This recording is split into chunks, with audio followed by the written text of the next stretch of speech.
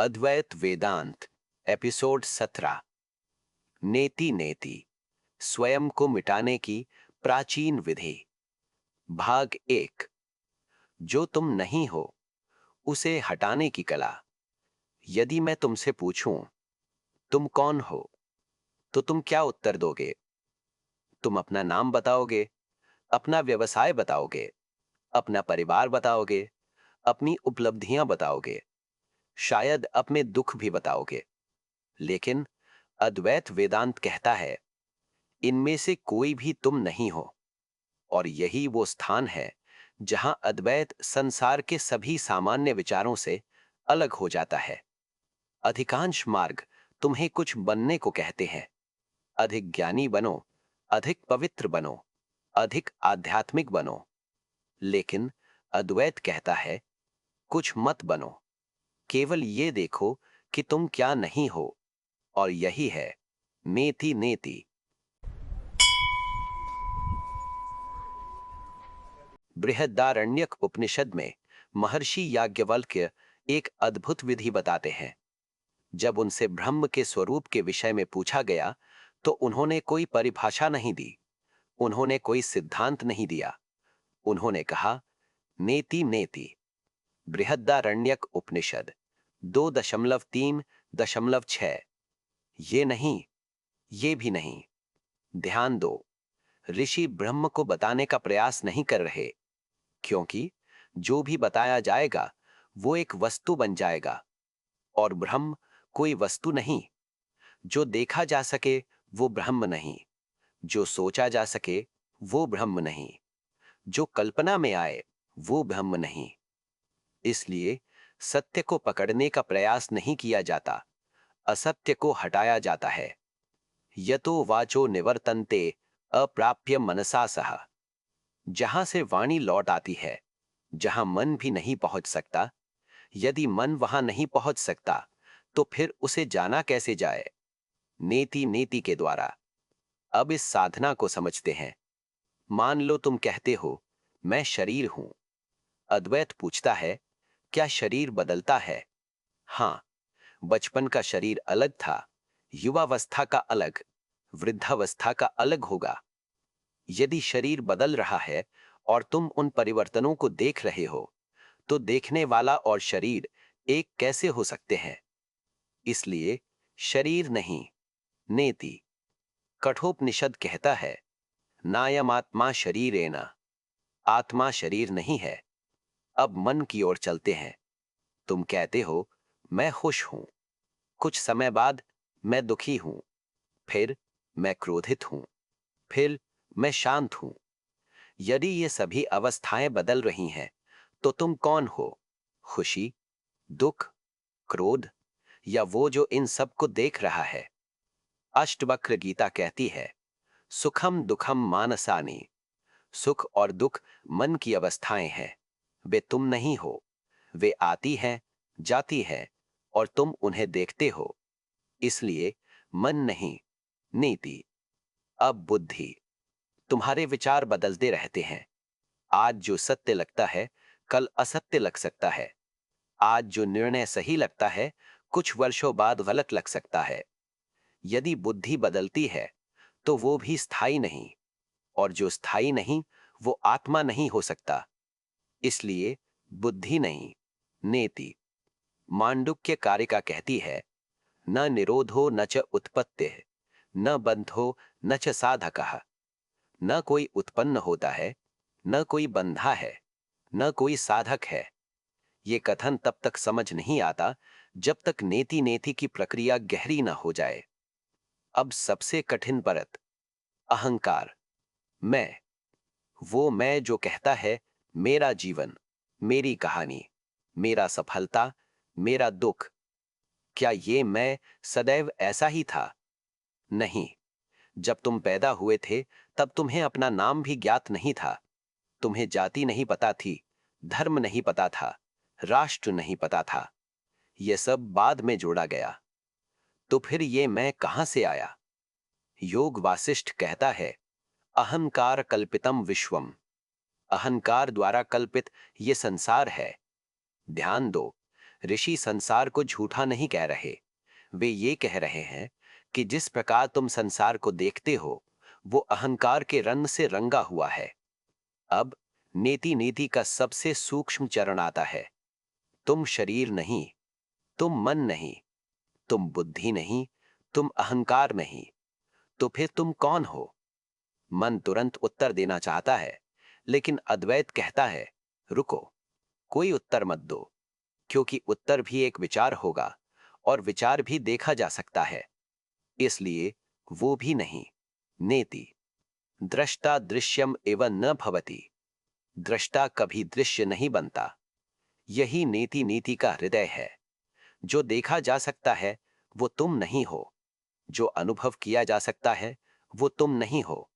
जो समझा जा सकता है वो भी तुम नहीं हो, क्योंकि तुम वो हो जिसकी उपस्थिति में ये सब घटित हो रहा है। अब प्रश्न और भी सूक्ष्म हो जाता है। यदि हम शरीर नहीं, मन नहीं, बुद्धि नहीं, अहंकार नहीं, तो फिर क्या बचता है? क्या अंत में केवल शून्यता रह जाती है, या कोई ऐसी चेतना शेष रहती है जो कभी बदलती नहीं? भाग 2 में हम नेति नेति की साधना को और गहराई में ले जाएंगे। उपनिषदों, अष्टवक्र गीता, अवधूत गीता और आदि शंकराचार्य के माध्यम से समझेंगे कि परत दर परत सब कुछ हटाने के बाद वास्तव में क्या शेष बचता है, और वहीं से पहली बार प्रकट होगा साक्षी का प्रत्यक्ष अनुभव। भाग 2। जब सब हट जाता है तब क्या बचता है? पिछले भाग में हमने नेति नेति की पहली सीढ़ी देखी। शरीर नहीं, मन नहीं, बुद्धि नहीं, अहंकार नहीं, और फिर एक प्रश्न सामने खड़ा हो गया। यदि ये सब मैं नहीं हूं तो मैं कौन हूं? यहीं अधिकांश साधक रुक जाते हैं, क्योंकि मन को उत्तर चाहिए। मन किसी निष्कर्ष पर पहुंचना चाहता है। वो कहता है, यदि मैं शरीर नहीं हूं तो शायद मैं आत्मा हूं। यदि मैं मन नहीं हूं तो शायद मैं चेतना हूं। लेकिन अद्वैत कहता है, जल्दी मत करो, क्योंकि जो भी अवधारणा तुम पकड़ोगे वो भी एक विचार होगी, और जो विचार है वो तुम नहीं हो सकते। यही कारण है कि नेति नेति केवल बौद्धिक प्रक्रिया नहीं है, ये अस्तित्व की शल्य क्रिया है। ये पहचानों का विघटन है। ये स्वयं के बारे में हर झूठे निष्कर्ष को हटाने की प्रक्रिया है। बृहदारण्यक उपनिषद कहता है, अस्थूलम मरण व ह्रस्वम मदीर्घम। आत्मा न स्थूल है, न सूक्ष्म, न छोटा, न बड़ा। अलोहितम मस्नेहम मच्छायम मतमो वायुमनाकाशम। न रंध है, न छाया है, न अंधकार है, न वायु है, न आकाश है। ध्यान दो, ऋषि आत्मा को परिभाषित नहीं कर रहे। वे केवल हर संभव पहचान को हटाते जा रहे हैं। क्यों? क्योंकि सत्य को शब्दों में नहीं बांधा जा सकता। कल्पना करो, एक मूर्तिकार संगमरमर के विशाल पत्थर पर कार्य कर रहा है। कोई उससे पूछता है, तुम मूर्ति कैसे बनाते हो?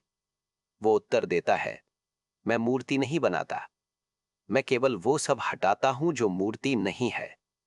और धीरे धीरे मूर्ति प्रकट हो जाती है। यही नेति नेति है। आत्मा को बनाया नहीं जाता, केवल वो सब हटाया जाता है जो आत्मा नहीं है। आदि शंकराचार्य निर्वाण षटकम में कहते हैं, मनोबुद्धि अहंकार चित्तानि नाहम। मैं मन नहीं हूं, मैं बुद्धि नहीं हूं, मैं अहंकार नहीं हूं, मैं चित्त नहीं हूं। मैं च श्रोत्र जिह्वे न च घ्रांग नेत्रे। मैं कान नहीं हूं, मैं जीभ नहीं हूं, मैं नाक और आंख भी नहीं हूं। ये केवल काव्य नहीं है, ये नेति नेति की साधना का जीवंत स्वरूप है। अब एक अत्यंत सूक्ष्म प्रश्न, यदि हम सब कुछ हटा दें तो क्या अंत में शून्यता बचती है? कई साधकों को ऐसा लगता है। उन्हें प्रतीत होता है, यदि मैं कुछ भी नहीं हूं तो शायद मैं शून्य हूं। लेकिन अद्वैत वेदांत यहां भी एक कदम आगे जाता है। वो कहता है, शून्यता को भी कौन जान रहा है? यदि तुम्हें शून्यता का अनुभव हो रहा है, तो अनुभव करने वाला कौन है? केनोपनिषद कहता है, यन मनसा न मनुते ये नाहुर मनोमतम। जिससे मन सोचता है, उसे मन नहीं सोच सकता। तदेव ब्रह्मत्वम विद्धि। उसी को ब्रह्म जानो। ये अत्यंत गहन वचन है। मन सत्य को पकड़ नहीं सकता, क्योंकि मन स्वयं उसी सत्य में प्रकट हो रहा है। जैसे दीपक अपनी रोशनी को अलग से प्रकाशित नहीं करता, वैसे ही आत्मा स्वयं को वस्तु की तरह नहीं जानती। वो स्वयं प्रकाश है। यहीं साक्षी का रहस्य प्रकट होने लगता है। साक्षी कोई व्यक्ति नहीं है। साक्षी कोई अनुभव नहीं है। साक्षी कोई विशेष अवस्था भी नहीं है। साक्षी वो है जो जागृत को देखता है, जो स्वप्न को देखता है, जो सुषुप्ति के बाद भी कहता है, मैं अच्छी नींद सोया। मांडूक्य उपनिषद कहता है, अयम आत्मा ब्रह्म। ये आत्मा ही ब्रह्म है। ध्यान दो, यह कोई दूरी नहीं है, कोई यात्रा नहीं है, कोई लक्ष्य नहीं है। आत्मा और ब्रह्म दो नहीं है, यही अद्वैत है। अब समझो कि नेति नेति वास्तव में क्या कर रही है। वो तुम्हें किसी नई पहचान तक नहीं पहुंचा रही, वो तुम्हें पहचान विहीन कर रही है। क्योंकि हर पहचान सीमित है और आत्मा असीम है। हर परिभाषा सीमित है और ब्रह्म अपरिमेय है। अवधूत गीता कहती है, निर्मूल मूल रहितो अहम। मैं बिना मूल का हूं। निर्गुणो अहम अनंत का। मैं निर्गुण हूं, अनंत हूं। यहां मैं अहंकार का मैं नहीं है। ये शुद्ध चेतना का उद्घोष है। यही कारण है कि सभी महान ज्ञानी अंततः मौन हो जाते हैं, क्योंकि शब्द वहीं तक जा सकते हैं जहां तक विचार जा सकते हैं। लेकिन आत्मा विचारों के पहले है, शब्दों के पहले है, समय के पहले है। न तत्र चक्षुर गच्छति न वाग गच्छति नो मनः। वहां न आंख पहुंचती है, न वाणी पहुंचती है, न मन पहुंचता है। फिर भी वो सबसे निकट है, क्योंकि वो तुम्हारा अपना स्वरूप है। और यही नेति नेति का दूसरा चरण पूरा होता है। साधक समझने लगता है, मैं किसी वस्तु को खोज नहीं रहा, मैं स्वयं को वस्तु मानने की भूल से जाग रहा हूं। मैं ब्रह्म को प्राप्त नहीं कर रहा, मैं केवल ये देख रहा हूं कि मैं कभी उससे अलग था ही नहीं। एको देवः सर्वभूतेषु गूढ़ः। श्वेताश्वतरोपनिषद। नित्यो नित्यानाम चेतनश्चेतनानाम। कठोपनिषद। स्वयं ज्योतिरयं पुरुषः। बृहदारण्यक उपनिषद। चैतन्यमात्मा। शिव सूत्र। ये सभी एक ही सत्य की ओर संकेत करते हैं। तुम वस्तु नहीं, तुम अनुभव नहीं, तुम विचार नहीं, तुम वो चेतना हो जिसमें ये सब प्रकट हो रहा है।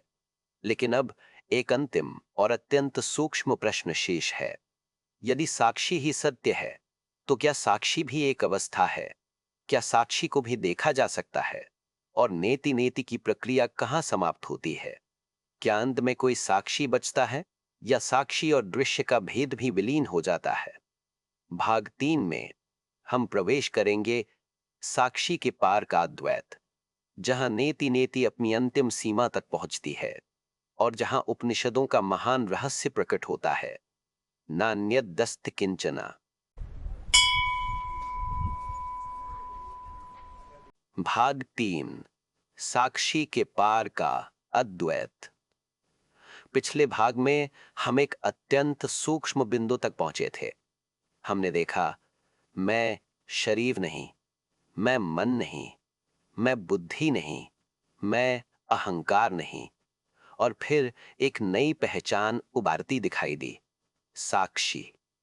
वो जो सब कुछ देख रहा है, वो जो विचारों का साक्षी है, वो जो भावनाओं का साक्षी है, वो जो जागृत, स्वप्न और सुषुप्ति तीनों अवस्थाओं का साक्षी है। लेकिन अब अद्वैत एक और भी गहरा प्रश्न पूछता है, क्या साक्षी भी अंतिम सत्य है, या नेति नेति की यात्रा अभी पूरी नहीं हुई? साधना के प्रारंभिक चरणों में साक्षी भाव अत्यंत आवश्यक है, क्योंकि वर्षों तक हम दृश्य के साथ तादात्म्य करते रहे हैं। हमने स्वयं को शरीर समझा, मन समझा, विचार समझा। इसीलिए पहले हमें साक्षी बनना पड़ता है। लेकिन अद्वैत यही नहीं रुकता। गौड़पादाचार्य मांडुक्य कारिका में कहते हैं, द्वैतम यत्र ना विद्यते, जहां द्वैत बिल्कुल नहीं है। ध्यान दो, यदि साक्षी है और दृश्य है तो अभी भी दो है, साक्षी और दृश्य, दृष्टा और दृश्य, ज्ञाता और ज्ञेय, अर्थात अभी भी सूक्ष्म द्वैत बचा हुआ है। और अद्वैत का लक्ष्य है द्वैत का पूर्ण विसर्जन। यहां साधक अक्सर भ्रमित हो जाता है। वो सोचता है, यदि साक्षी भी अंतिम नहीं है तो फिर क्या बचेगा? उत्तर है, जो सदैव था। बृहदारण्यक उपनिषद कहता है, यत्र ही द्वैतमेव भवति तदितरः इतरेण पश्यति। जहां द्वैत प्रतीत होता है वहां एक दूसरे को देखता है।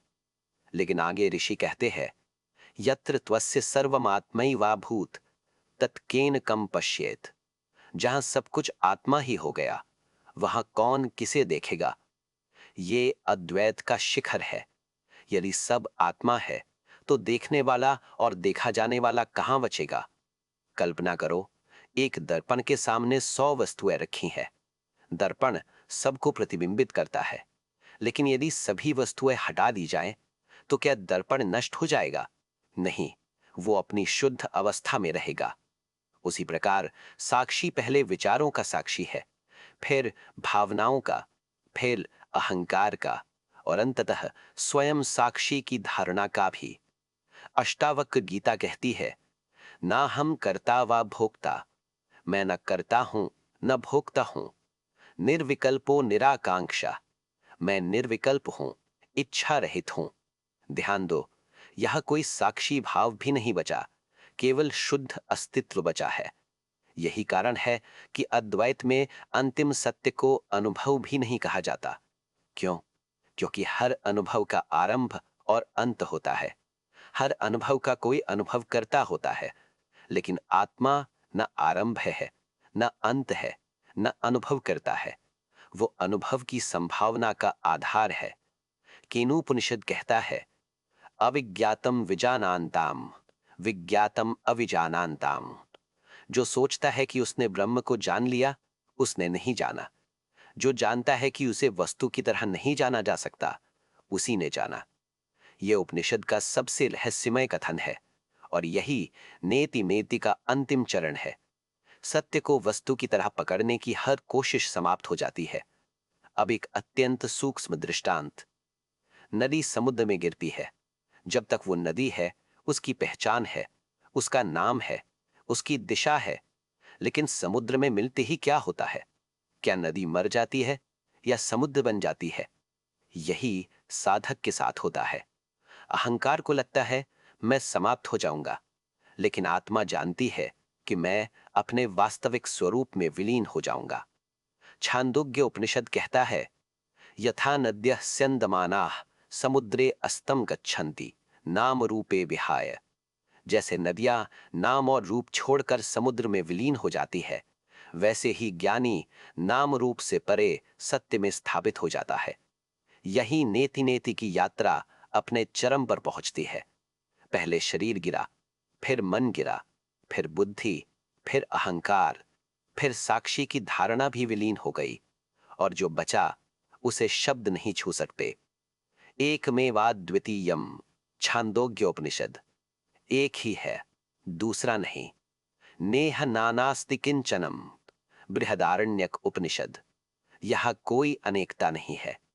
सर्वम खलविदम ब्रह्म, छांदोग्योपनिषद। ये संपूर्ण अस्तित्व ब्रह्म है। वासुदेव सर्वमिति, भगवद गीता। सब कुछ वही है। ब्रह्मैव देममृतम पुरस्तात्, ब्रह्म पश्चात, मुंडकोपनिषद। आगे ब्रह्म है, पीछे ब्रह्म है, चारों ओर ब्रह्म ही ब्रह्म है।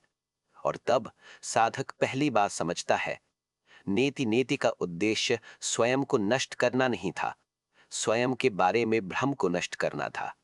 आत्मा को पाना नहीं था, आत्मा के अतिरिक्त जो कुछ नहीं था उसे हटाना था। लेकिन अब एक अत्यंत महत्वपूर्ण प्रश्न बचता है। यदि नेति नेति हमें सत्य तक पहुंचा सकती है, तो क्या केवल इस विधि से पूर्ण आत्मज्ञान संभव है? क्या किसी व्यक्ति के लिए स्थायी रूप से इस सत्य में स्थापित होना संभव है, या आत्मज्ञान केवल कुछ क्षणों का अनुभव है? क्या कोई मनुष्य सचमुच सदैव मुक्त होकर जी सकता है? भाग 4 में हम एपिसोड 17 का समापन करेंगे। क्या नेति नेति आत्मज्ञान तक ले जाती है? भाग 4। क्या नेति नेति आत्मज्ञान तक ले जाती है? पूरी यात्रा में हमने एक एक परत हटाई।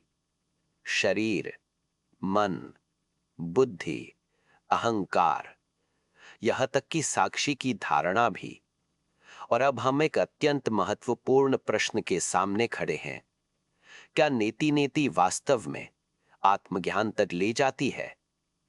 क्या केवल ये नहीं कहते रहने से सत्य प्रकट हो जाता है, या इसके पीछे कोई और गहरा रहस्य छिपा है? सबसे पहले हमें एक भ्रम दूर करना होगा। नेति नेति कोई मंत्र नहीं है, ये कोई शब्दों का खेल नहीं है, ये केवल बौद्धिक विश्लेषण भी नहीं है। यदि कोई व्यक्ति दिन भर केवल कहता रहे, मैं शरीर नहीं हूं, मैं मन नहीं हूं, तो इससे आत्मज्ञान नहीं होगा, क्योंकि शब्द बदल गए लेकिन पहचान नहीं बदली। नेति नेति का अर्थ है प्रत्यक्ष देखना, जीवित अनुभव में देखना, क्षण क्षण देखना। जब क्रोध उठे, देखना कि क्रोध दिखाई दे रहा है, अतः मैं क्रोध नहीं हूं। जब भय उठे, देखना कि भय दिखाई दे रहा है, अतः मैं भय नहीं हूं। जब अहंकार कहे मेरा अपमान हुआ, तब देखना ये विचार भी दिखाई दे रहा है, अतः मैं ये भी नहीं हूं। यही जीवंत नेति नेति है। दृग दृश्य विवेक में कहा गया है, रूपम दृश्यम लोचनम दृक्। रूप दृश्य है, आंख देखने वाली है। दृश्य धी वृत्तयः साक्षी। मन की वृत्तियां भी दृश्य हैं और साक्षी उनका दृष्टा है। ये पूरा ग्रंथ नेति नेति का ही विस्तार है। अब प्रश्न उठता है, यदि सब कुछ हट गया तो आत्मज्ञान कैसा अनुभव होगा? यहीं एक और भ्रम टूटता है। अधिकांश लोग सोचते हैं आत्मज्ञान का अर्थ है कोई चमत्कारी अनुभव, कोई दिव्य प्रकाश, कोई अलौकिक शक्ति, कोई स्वर्गीय दृश्य। लेकिन उपनिषद कुछ और कहते हैं। ब्रह्मविद ब्रह्मैव भवति। मुंडक उपनिषद। ब्रह्म को जानने वाला स्वयं ब्रह्म हो जाता है। ध्यान दो, यहां कोई विशेष अनुभव की बात नहीं है, क्योंकि अनुभव आता है और चला जाता है। आत्मज्ञान आने जाने वाली घटना नहीं है, यह पहचान का परिवर्तन है। नहीं, और भी सही कहे तो यह झूठी पहचान का अंत है। आदि शंकराचार्य कहते हैं, ज्ञानादैव तु कैवल्यम। केवल ज्ञान से ही कैवल्य है। लेकिन यहां ज्ञान का अर्थ सूचना नहीं है, पुस्तकों का ज्ञान नहीं, शास्त्रों का संग्रह नहीं, बल्कि प्रत्यक्ष अनुभूति कि मैं कभी बंधा हुआ था ही नहीं। अष्टावक्र गीता कहती है, मुक्ता अभिमानी मुक्तो ही, बद्धो बद्धाभिमान्यपि। जो स्वयं को मुक्त जानता है वो मुक्त है, जो स्वयं को बंधा मानता है वो बंधा है। ये कथन साधारण नहीं है, क्योंकि ये बंधन की जड़ पर प्रहार करता है। बंधा कौन है? आत्मा? नहीं। शरीर? नहीं। तो फिर कौन? केवल एक विचार, एक मान्यता, एक कल्पना, और नेति नेति उसी कल्पना को काटती है। यही कारण है कि सभी उपनिषद अंततः साधक को भीतर मोड़ देते हैं। किसी स्वर्ग की ओर नहीं, किसी भविष्य की ओर नहीं, किसी उपलब्धि की ओर नहीं, स्वयं की ओर। आत्मा वा अरे द्रष्टव्यः। बृहदारण्यक उपनिषद। आत्मा को जानना चाहिए। श्रुतव्यो मंतव्यो निदिध्यासितव्यः। उसे सुनो, उस पर मनन करो और उसमें स्थित हो जाओ। तमेव विदित्वाति मृत्युमेति। श्वेताश्वतर उपनिषद। उसे जानकर ही मृत्यु का अतिक्रमण होता है। यो वेद निहितम गुहायाम। तैत्तरीय उपनिषद। जो हृदय की गुहा में स्थित सत्य को जानता है, वही मुक्त होता है। अब एक अंतिम रहस्य, नेति नेति की यात्रा समाप्त कहाँ होती है? उत्तर है कहीं नहीं, क्योंकि ये कोई मार्ग नहीं है जो किसी स्थान पर पहुंचता हो। ये जागरण है, और जागरण में व्यक्ति कहीं नहीं पहुंचता, वो केवल स्वप्न से बाहर आ जाता है। गौड़ापादाचार्य कहते हैं, न निरोधो न च उत्पत्तिः, न बद्धो न च साधकः, न मुमुक्षुः न वय मुक्तः, इत्येषा परमार्थता। न कोई बंधा है, न कोई साधक है, न कोई मुक्ति चाहने वाला है, न कोई मुक्त है। यही परम सत्य है। जब ये वचन पहली बार सुनाई देता है तो असंभव लगता है, लेकिन नेति नेति की यात्रा के अंत में यही सबसे स्पष्ट सत्य बन जाता है। और तब साधक समझता है, मैं आत्मा बनने की कोशिश नहीं कर रहा था, मैं सदैव आत्मा था। मैं ब्रह्म को खोज नहीं रहा था, मैं सदैव ब्रह्म में ही था। मैं स्वयं को मिटा नहीं रहा था, मैं केवल उन परतों को हटा रहा था जो कभी वास्तव में मेरी थी ही नहीं। अहम ब्रह्मास्मि, बृहदारण्यक उपनिषद। मैं ब्रह्म हूं, तत्वमसि, छांदोग्योपनिषद। तू वही है। प्रज्ञानम ब्रह्म, ऐतरेयोपनिषद। चेतना ही ब्रह्म है। अयमात्मा ब्रह्म, मांडूक्योपनिषद। ये आत्मा ही ब्रह्म है। ये चार महावाक्य अलग अलग घोषणाएं नहीं है, ये नेति नेति की यात्रा के चार दीप स्तंभ हैं, और इन सब का सार एक ही है। तुम वो नहीं हो जो तुमने स्वयं को समझ रखा है, तुम उससे कहीं अधिक हो। अनंत, अविभाज्य, अजन्मा, शुद्ध चैतन्य। लेकिन अब एक नया प्रश्न जन्म लेता है। यदि आत्मज्ञान संभव है, यदि मनुष्य वास्तव में अपनी वास्तविक प्रकृति को जान सकता है, तो क्या वो ज्ञान स्थायी हो सकता है, या वो केवल ध्यान के कुछ क्षणों तक सीमित रहता है? क्या कोई व्यक्ति संसार में रहते हुए भी सदैव उस सत्य में स्थापित रह सकता है? क्या जनक, याज्ञवल्क्य, शुकदेव, अष्टावक्र, गौड़ापाद, शंकराचार्य और रमण महर्षि जैसी अवस्था आज भी संभव है? एपिसोड 17 समाप्त। इस एपिसोड में हमने समझा नेति नेति की वास्तविक साधना क्या है, साक्षी भाव और उसके पार का अद्वैत, क्यों आत्मज्ञान कोई अनुभव नहीं बल्कि पहचान का विघटन है, उपनिषदों की निषेधात्मक पद्धति का रहस्य, चार महावाक्यों और नेति नेति का आंतरिक संबंध। अब यात्रा प्रवेश करती है अद्वैत के अत्यंत महत्वपूर्ण विषय में, जीवन मुक्ति। अगले एपिसोड 18 में हम समझेंगे क्या स्थायी आत्मज्ञान संभव है, जहां हम जीवन मुक्ति, स्थित प्रज्ञता, सहज समाधि और आत्मज्ञान की स्थायी अवस्था के रहस्य में प्रवेश करेंगे और जानेंगे कि अद्वैत वेदांत का अंतिम लक्ष्य केवल सत्य की झलक नहीं, बल्कि सत्य में स्थायी रूप से स्थापित होना है।